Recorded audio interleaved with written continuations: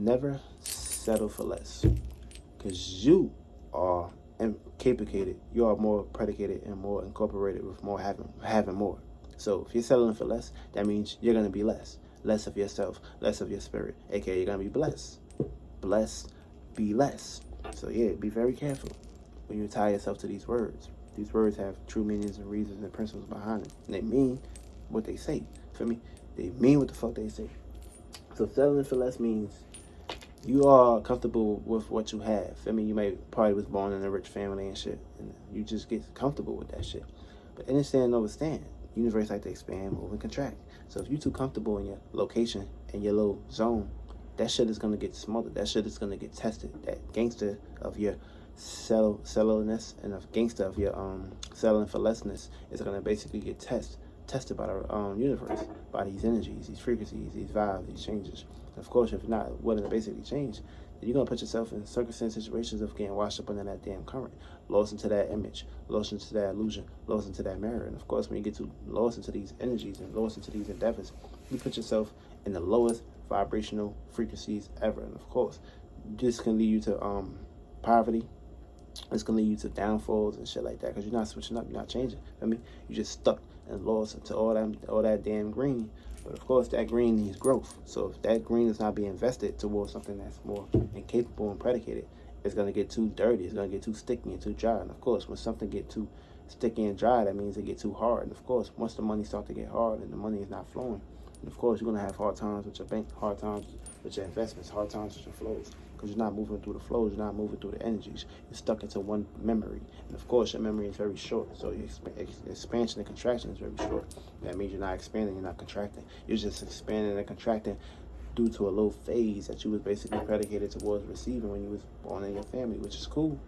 But of course, you got to come up with new ways and new endeavors and not get too lost into that shit. I mean, the money's going to come. But are you talented? Are you gifted?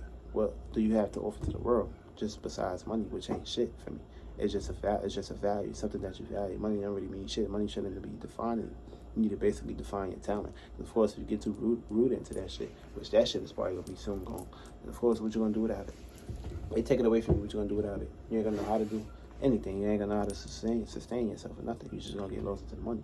That's why it's very important not to settle for less. Don't settle for anything. You need to go higher. You need to expand higher. Expand your mind. Of course, put yourself in shoes that you've never been in before. Expand your broad, your philosophical points of views and how you basically see the world in a different lens. Try not to get too lost into the lens of this world basically gave you, which is society, getting lost into the routines and stagnations that they basically say, oh, you need to do this to basically accumulate this. No, try to move around a little bit more. For me, it's one thing you can see a bunch of apples and a bunch of oranges and grapes on TV. Then when you get to that damn supermarket, everything is bruised. Worms crawling through there, bugs crawling through there, ants crawling through there, all circumstances, situations crawling through that motherfucker. And of course, you put yourself in frustration mode because, of course, you thought that you seen what you saw was really great, but when you got into that store, it wasn't what you really truly be seeing. That's how it plays out in society when you get too stagnant and too rooted into one thing and not basically settling for more. So this is a circumstance situation.